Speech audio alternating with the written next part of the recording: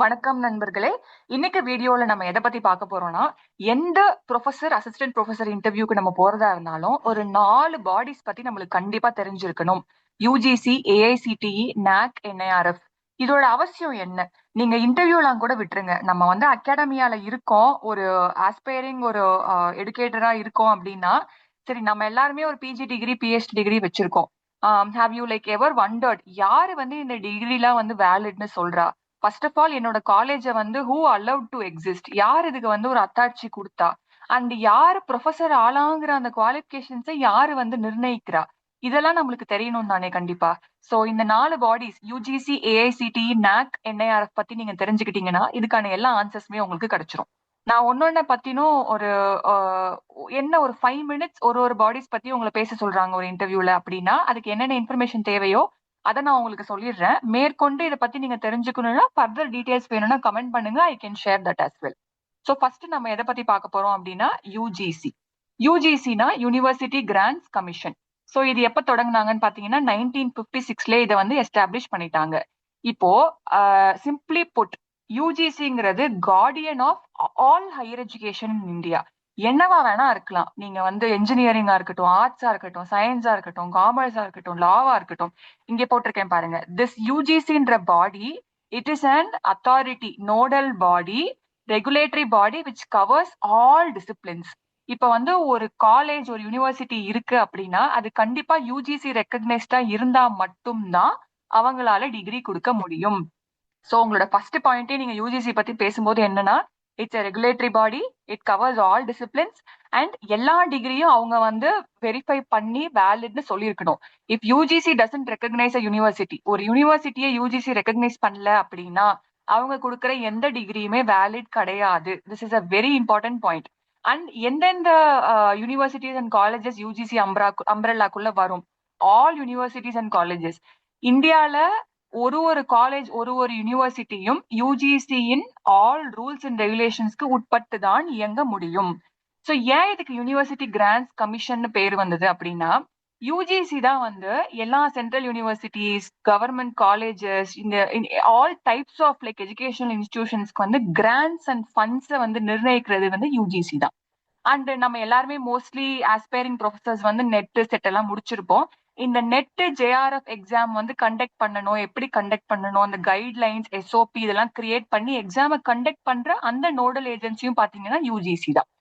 So யூஜிசினா நம்மளுக்கு குறிப்பா ஞாபகம் வரக்கூடிய விஷயங்கள், இன்டர்வியூல கண்டிப்பா கவர் பண்ணக்கூடிய விஷயங்கள் என்னென்னவா இருக்கணும்னா, எம்ஓஇ மினிஸ்ட்ரி ஆஃப் எஜுகேஷன் கீழே வருது. It governs all universities and colleges. இதோட major roles and responsibility grants and funds to institutions. And இது ரெக்கக்னைஸ் பண்ணாதான் டிகிரிஸ் வேலிடா இருக்கும். அதே போல எந்தெந்த டிகிரிக்கு எவ்வளவு டீச்சிங் ஹவர்ஸ் வேணும், எத்தனை கிரெடிட் வேணும். இப்போ ஃபார் எக்ஸாம்பிள் ஒரு பிஏ டிகிரிக்கு ஒரு வருஷத்துக்கு 60 கிரெடிட்ஸ் வேணுமா, 80 கிரெடிட்ஸ் வேணுமா, இந்த மாதிரி என்னென்ன கிரெடிட்ஸ் வேணும் அண்ட் யாரு டீச் பண்ணலாம், ப்ரொஃபசர் குவாலிஃபிகேஷன்ஸ் எல்லாம் என்ன அப்படிங்கறத நிர்ணயிக்கிறது யூஜிசி தான். நான் முன்னாடியே சொன்ன மாதிரி நெட் ஜேஆர்எஃப் எல்லாம் கண்டக்ட் பண்ணி அதோட எஸ்ஓபிஸ் எல்லாம் டெவலப் பண்றது யூஜிசி தான். சோ யா, இப்போ யூஜிசி பத்தி இந்த ஒரு 4 இல்ல 5 பாயிண்ட்ஸ் உங்களுக்கு டாப் ஆஃப் த மைண்ட்ல ஞாபகம் வந்துருச்சுன்னா நீங்க ஒரு 5 மினிட்ஸ் கூட இதை பத்தி பேசிடலாம். So UGC is a regulatory பாடி. இப்போ அடுத்தது ஏஐசிடிஇ. யூஜிசி மாதிரியே AICTE, all India council for technical education சொல்லுவோம். ஏஐசிடியுமே ஒரு ரெகுலேட்டரி பாடி தான். ஆனா நான் முன்னாடி சொன்ன மாதிரி UGC covers all disciplines. AICTE பாத்தீங்கன்னா ஒன்லி என்ஜினியரிங் காலேஜ். இப்ப இங்க பாத்தீங்கன்னா தெரியும், என்ஜினியரிங், எம்பிஏ, எம்சிஏ, பார்மசி, இந்த 4 ஐட்டம் இதை மட்டும் தான் ஏஐசிடி ரெகுலேட் பண்ணும். யூஜிசி மாதிரியே ஏஐசிடியும் மினிஸ்ட்ரி ஆஃப் எஜுகேஷன் கீழே தான் வருது. சரி, ஓகே. இப்போ என்ஜினியரிங், எம்பிஏ, எம்சிஏ, பார்மசியை தான் ரெகுலேட் பண்ணது ஏஐசிடினா என்ன மாதிரியான ரெகுலேஷன்ஸ் இவங்க பண்றாங்கன்னா, இப்போ ஒரு காலேஜ்ல என்ஜினியரிங் இருக்கு, பிடெக் இருக்கு, சிவில் இருக்குன்னா எவ்வளவு ஸ்டூடெண்ட்ஸ் அவங்க எடுக்கலாம். ஒரு காலேஜ், ஒரு AICTE approved college, intake numbers என்னங்கிறது ஏஐசிடி அப்ரூவ் பண்ணணும். அதை தாண்டி அவங்க எடுக்க முடியாது. அதே போல இன்ஃப்ராஸ்ட்ரக்சர், லேப் ஸ்டாண்டர்ட்ஸ், ஃபேக்கல்ட்டியோட குவாலிஃபிகேஷன்ஸ், இத்தனை நம்பர் ஆஃப் ஸ்டூடெண்ட்ஸ்க்கு இத்தனை ஃபேக்கல்ட்டி இந்த காலேஜ்ல இருக்காங்க, என்ஜினியரிங் காலேஜ்ல இவங்களோட கரிக்குலம் இண்டஸ்ட்ரி ஓரியன்டா இருக்கா, இந்த மாதிரியான விஷயங்களை ஏஐசிடி என்ஷூர் பண்ணும், செக் பண்ணும், ப்ரொமோட் பண்ணும். ஸோ ஏஐசிடினாவே உங்களுக்கு இன்ஜினியரிங்னு ஞாபகம் வந்துடணும். அண்ட் எனி டெக்னிக்கல் இன்ஸ்டிடியூஷன் வந்து இந்தியால ஓபன் பண்ணணும்னா ஏஐசிடியோட அப்ரூவல் இருந்தா மட்டும்தான் ஓப்பனே பண்ண முடியும். சோ அவங்க வந்து அப்ரூவல் வாங்கின பிறகு எத்தனை லேப் இருக்கு, எத்தனை கம்ப்யூட்டர் இருக்கு, எவ்வளவு லைப்ரரி புக்ஸ் இருக்கு, இது எல்லாமே அவங்க ஆடிட் பண்ணி இதெல்லாம் சரியா இருக்கா, ஸ்டூடெண்ட் டு டீச்சர் ரேஷியோ எல்லாம் கரெக்டா இருக்கா, ஏஐசிடிக்கு நார்ம்ஸ் வச்சிருக்காங்க, இத்தனை ஸ்டூடெண்ட்ஸ்க்கு இத்தனை ப்ரொஃபசர்ஸ் இருக்கணும், இத்தனை அசிஸ்டன்ட் ப்ரொஃபசர்ஸ் இருக்கணும்னு அதெல்லாம் பார்த்துட்டு தான் அவங்க அப்ரூவலே கொடுப்பாங்க. அது தவிர்த்து இவங்க scholarship scheme for girls students, differently able students, இந்த மாதிரி சில விஷயங்களும் ஏஐசிடி பண்ணுவாங்க. ஸோ கீ டிஃபரன்ஸ், முக்கியமான difference between UGC and AICTE என்னன்னா, UGC all fees, AICTE technical education only. இது நீங்க ஞாபகம் வச்சுக்கிட்டீங்கன்னாவே உங்களால ஒரு 5 minutes ஏஐசிடி பத்தி பேச முடிஞ்சிடும். அண்ட் இது பாத்துக்கோங்க, எஸ்டாப்ளிஷ்ட் வந்து 1945. இப்போ அடுத்தது நாக். இது இப்போ நம்ம நிறைய பேர் வந்து காலேஜஸ்ல ஒர்க் பண்றவங்க எல்லாம் வந்து என்னோட காலேஜ் வந்து நாக்ல வந்து 3.76 இருக்கு, 4 இருக்கு, 3.5 இருக்கு, அந்த மாதிரி ஒரு நம்பர் சொல்லுவோம். But what do these numbers மீன்ன்றது நிறைய பேருக்கு தெரியறது இல்ல. அண்ட் நாக் வந்து எதுக்காக ஒரு ரெகுலேட்டரி பாடியா இருக்கு, ஒரு அசசிங் பாடியா இருக்குன்றது நிறைய பேருக்கு தெரியறது இல்ல. சோ இந்த நேஷனல் அசஸ்மெண்ட் அண்ட் அக்ரெடிடேஷன் கவுன்சில்ன்றது 1994ல யூஜிசி தான் எஸ்டாப்ளிஷ் பண்ணாங்க. இது எதுக்கு பண்ணாங்கன்னா, சரி யூஜிசியும் ஏஐசிடியும் இந்த காலேஜ் இருக்கு, இதை நான் ரெக்கக்னைஸ் பண்றேன் அப்படின்னு ஒன் டைம் மெஷரா ஒரு காலேஜை இவாலுவேட் பண்ணி விட்டுடுறாங்க. கண்டினியூஸ்லி நம்மளுக்கு ஒரு குவாலிட்டி செக் பண்ணணும், ஒரு குவாலிட்டி கண்ட்ரோல் பண்ணணும்னா இதுக்கு வந்து ஒரு நோடல் ஏஜென்சி வேணும். அதுக்காக உருவாக்கப்பட்டதுதான் நாக். சோ இப்ப இவங்க எப்படி ஒரு காலேஜ் அசஸ் பண்ணுவாங்க அப்படின்னு பாத்தீங்கன்னா, 7 அசஸ்மெண்ட் கிரைடீரியா வச்சிருக்காங்க. கரிக்குலர் ஆஸ்பெக்ட்ஸ், இவங்களோட சிலபஸ் வந்து அப்டேட்டடா இருக்கா, ரெலவெண்டா இருக்கா, இந்த காலேஜ் வந்து கரெக்டா ஃபாலோ பண்றாங்களா அப்டேட்ஸ் எல்லாம், அது செக் பண்ணுவாங்க. Teaching learning, quality of teaching and exams, இவங்களோட டீச்சிங் லேர்னிங் எல்லாம் வந்து ஓரளவுக்கு செட் ஸ்டாண்டர்ட்ஸ் படி இருக்கா, ரிசர்ச் எல்லாம் ஒழுங்கா பண்றாங்களா, இன்ஃப்ராஸ்ட்ரக்சர் கரெக்டா இருக்கா, இது தவிர்த்து ஸ்காலர்ஷிப், பிளேஸ்மெண்ட், ஸ்டூடெண்ட் வெல்ஃபேர் எல்லாம் பண்றாங்களா, இவங்களோட கவர்னன்ஸ் பாடி கரெக்டா இருக்கா, பிளஸ் ஜெண்டர் ஈக்விட்டி, என்வாயரன்மெண்ட் இதெல்லாம் இருக்கா, இந்த மாதிரி 7 விஷயங்களை வச்சு knock tells you how good a college is. So இப்ப நாக்கோட ஒரே வேலை அசஸிங் மட்டும்தான். இந்த காலேஜ் நல்ல காலேஜா, இந்த college how good it is, இதை அசஸ் பண்றது இந்த 7 அசஸ்மெண்ட் கிரைடீரியால பண்றாங்க. அண்ட் இதோட அவுட்கம் என்னவா இருக்கும்னா இந்த மாதிரி கிரேட்ஸ் அண்ட் ப்ராசஸா இருக்கும். சோ இப்ப வந்து இத்தனை கிட்டத்தட்ட 7 டைப்ஸ் இருக்கு. A plus plus, A plus A, B plus plus, B plus, BC. So நீங்க இப்ப இன்டர்வியூஸ்ல வந்து நாக்க பத்தி பேசுறீங்கன்னா நீங்க கரெக்டா 7 அசஸ்மெண்ட் கிரைடீரியால ஒரு காலேஜை வந்து இவாலுவேட் பண்றாங்க நாக்கு. And they're assessing how good a college is. And it is graded every 5 years. 5 yearsக்கு ஒன்ஸ் இது பண்ணுவாங்க. And there are 7 types of grades. A plus plus is the best. A plus plusல தொடங்கி C வரலையும் இருக்கு. And இதெல்லாம் அந்த scores அப்படின்றது நீங்க சொல்லிட்டாவே போதும். It means that you understood what knock is. So நான் இங்க சின்னதா ஒரு ப்ராசஸ் உங்களுக்கு போட்டிருக்கேன். ஸோ பேசிக்லி செல்ஃப் ஸ்டடி ரிப்போர்ட்னு எப்படி இந்த அசஸிங் வருதுன்றது, ஒரு இன்ஸ்டியூட்டே வந்து எஸ்எஸ்ஆர்னு ஒரு சப்மிட் பண்ணுவாங்க, செல்ஃப் ஸ்டடி ரிப்போர்ட்னு. அப்புறம் நாக் டீம் வந்து வருவாங்க, உங்களோட இன்ஸ்டியூட்டை வந்து விசிட் பண்ணுவாங்க. விசிட் பண்ணிட்டு இந்த 7 கிரைடீரியால ஸ்கோர் கொடுப்பாங்க. அப்புறம் ஃபைனல் கிரேட் வந்து அனௌன்ஸ் பண்ணுவாங்க. சோ இது எவ்ரி 5 years அசஸ் பண்ணுவாங்க. ரீஅசஸ் எவ்ரி 5 yearsனா, இப்போ நான் 2026ல பண்றேன்னா 2031ல சைக்கிள் 2 நடக்கும். ஸோ எவ்ரி 5 years இது பண்ணுவாங்க. இதுதான் நாக். ஜஸ்ட் 3 key points ஞாபகம் வச்சுக்கோங்க. Graded every 5 years, 7 assessment criteria, 7 grades இருக்கு. பெஸ்ட் வந்து 3.76 to 4, which is A plus plus. முடிஞ்சா நீங்க ஒர்க் பண்ற காலேஜோட நாக் என்ன கிரேடுன்றது சொன்னீங்கன்னா இட்ஸ் ப்ரௌனி பாயிண்ட், உங்களுக்கு எல்லாமே தெரிஞ்சிருக்குன்றத அவங்க புரிஞ்சுப்பாங்க. அடுத்தது NIRF. சோ இப்ப நம்ம என்ன பார்த்தோம், knock tells you how good a college is. But இது எப்படின்னா ஒரு காலேஜுக்கு ஒரு லெட்டர் கிரேட் இருக்கும். A பிளஸ் பிளஸ் இருக்கும், A இருக்கும், B பிளஸ் பிளஸ் இருக்கும், அது என்னவோ அது இருக்கும். பட் இது வந்து ஒரு ரேங்கிங் மாதிரி கிடையாது. உன் காலேஜ் இவ்வளவு பெட்டரா இருக்கு, உன் காலேஜ் இவ்வளவு பேடா இருக்குன்ற மாதிரியான ஒரு grading process.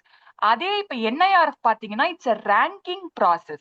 National institutional ranking frame ஒர்க்னு சொல்லுவோம். இது 2015ல மினிஸ்ட்ரி ஆஃப் எஜுகேஷன் தொடங்கினாங்க.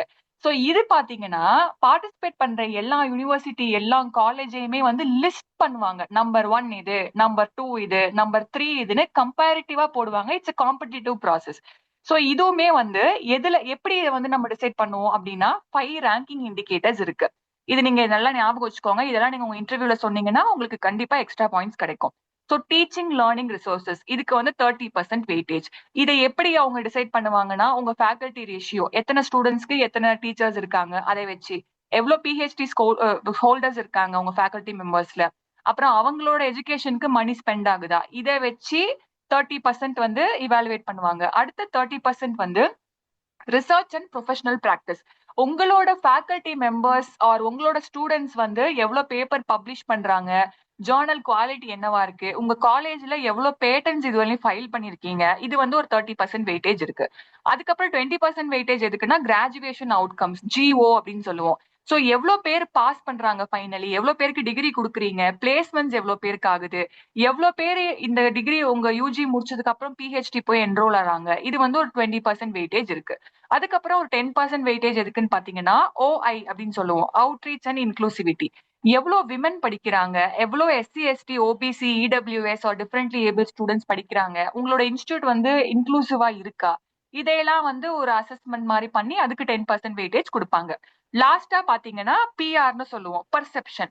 சோ இப்போ உங்க காலேஜ், நீங்க வந்து ஒரு ஏபிசி காலேஜ்ல ஒர்க் பண்றீங்கன்னா வெளியில இருக்க academicians, employers, by employers we mean companies வெளியில ஒரு பப்ளிக்கோட பர்செப்ஷன் உங்களோட இன்ஸ்டியூட் பத்தி என்னவா இருக்குங்கிறத அதை ஒரு 10% வெயிட்டேஜ் கொடுப்பாங்க. சோ இதெல்லாம் சேர்த்தி உங்களுக்கு வந்து ஒரு மார்க் வரும். அந்த மார்க்கை வச்சு உங்களுக்கு ரேங்க் வரும். சோ இப்ப பாத்தீங்கன்னா NIRF gives a rank, first second third அந்த மாதிரி. இங்க பாருங்க கேட்டகரிஸ் இருக்கு. ஓவராலா ஒரு ரேங்க் லிஸ்ட் இருக்கும், யூனிவர்சிட்டிஸ்க்கு மட்டும் ஒரு ரேங்க் லிஸ்ட் இருக்கும், என்ஜினியரிங்க்கு ஒரு ரேங்க் லிஸ்ட் இருக்கும், மெடிக்கலுக்கு இருக்கும், மேனேஜ்மெண்ட் இருக்கும், லா இருக்கும். இந்த மாதிரி இத்தனை கேட்டகரிஸ்ல ரேங்க் லிஸ்டே விடுவாங்க. சோ இப்ப நீங்க இந்த ஓவரால் யூனிவர்சிட்டி என்ஜினியரிங்லாம் இப்ப நீங்க இந்த வருஷம் வந்திருக்கு 3 months முன்னாடி எடுத்து பாத்தீங்கன்னா, என்ஜினியரிங் பாத்தீங்க அப்படின்னா ஐஐடி மட்ராஸ் வந்து 2015ல இருந்தே நம்பர் 1 பொசிஷன்ல இருக்கு. அந்த மாதிரி டிஃப்ரெண்ட் டிஃப்ரெண்ட் காலேஜஸ் டிஃப்ரெண்ட் ரேங்கிங்ல இருக்கு, அது நீங்க பாத்துக்கலாம். So NIRF gives a rank, not a grade like NAC. NAC grade கொடுப்பாங்க A++, B++ அந்த மாதிரி. பட் NIRF வந்து உங்களுக்கு ரேங்க் கொடுப்பாங்க. It is a comparative and competitive process. அதே மாதிரி rankings are release every year. நம்ம NAC என்ன பார்த்தோம், 5 yearsக்கு ஒன்ஸ் தான் அசஸ்மெண்ட் பண்ணுவாங்கன்னு பார்த்தோம். பட் NIRF வந்து every year ministry of education வந்து பப்ளிஷ் பண்ணுவாங்க. அதே மாதிரி இப்ப நான் இங்க கொடுத்திருக்க இந்த வெயிட்டேஜ்ல பாத்தீங்கன்னா டியும் ஆரும், இந்த டீச்சிங்கும் ரிசர்ச்சும் மட்டும் 60% வெயிட்டேஜ் இருக்கு. So NIRF focuses heavily on research. உங்க இன்ஸ்டியூட் ரிசர்ச் நல்லா பண்றாங்க, பேட்டன்ஸ் நிறைய ஃபைல் பண்றாங்க, ரிசர்ச் பேப்பர் எல்லாம் பப்ளிஷ் பண்றாங்கன்னா ஆட்டோமேட்டிக்கலி உங்களுக்கு ரேங்க் வந்து என்ஐஆர்எஃப்ல நல்லாவே வரும். அதே மாதிரி இந்த பிஆர் வந்து survey based, public employer academic perception, இங்க பார்த்தோம் இல்லையா பர்செப்ஷன், இது வந்து ஒரு சர்வே மாதிரி எடுத்து இந்த 10% ஸ்கோர் கொடுப்பாங்க.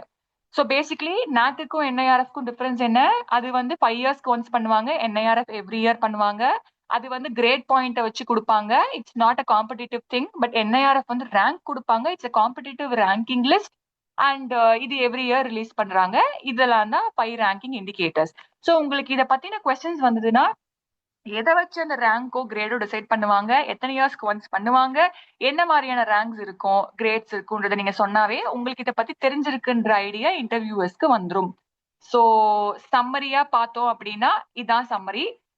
Key regulatory and quality bodies in Indian higher education தான் இது 4 தான், யூஜிசி, ஏஐசிடிஇ, NAC, NIRF. நான் சொன்ன மாதிரி யூஜிசி ஏஐசிடி வந்து ரெகுலேட்டரி பாடிஸ், NAC வந்து குவாலிட்டியை வந்து அசஸ் பண்ற ஒரு பாடி, NIRF வந்து ரேங்கிங் பாடி. இது எஸ்டாப்ளிஷ்டு இயர்ஸ் எல்லாம் பாத்துக்கோங்க. இந்த கீ பாயிண்ட்ஸ் மட்டும் நீங்க ஒரு வாட்டி உங்க இன்டர்வியூக்கு முன்னாடி பாத்துட்டு போயிட்டீங்கன்னா கூட உங்களுக்கு ஈஸியா ஞாபகம் வந்துடும். நான் முன்னாடியே சொன்ன மாதிரி இப்போ நீங்க ஒரு காலேஜ்ல கரண்ட்லி ஒர்க் பண்றீங்க அப்படின்னா என்னோட காலேஜ் வந்து NACல இந்த கிரேட் இருக்கு, என்னோட காலேஜ் வந்து NIRFல வந்து இந்த ரேங்க்ல இருக்கு, அந்த மாதிரி நீங்க சொன்னீங்க அப்படின்னா உங்களுக்கு இதெல்லாம் தெரிஞ்சிருக்கு அப்படின்ற ஒரு ஒரு பெர்செப்ஷன் வரும் இன்டர்வியூவர்ஸ்க்கு. ஸோ யா, நான் மேற்கொண்டு உங்களுக்கு எந்த UGC mean TNTRB or central government இன்டர்வியூஸ்ன்னு இல்லை, எந்த ஒரு அசிஸ்டன்ட் ப்ரொஃபசர் எந்த ஒரு அகாடமியா இன்டர்வியூஸ்க்கும் என்னென்ன கீ திங்ஸ் உங்களுக்கு தெரிஞ்சிருக்கணும்ன்றதை நான் மேற்கொண்டு வீடியோஸ்ல போடுறேன். You can keep following. Thank you so much and all the very best.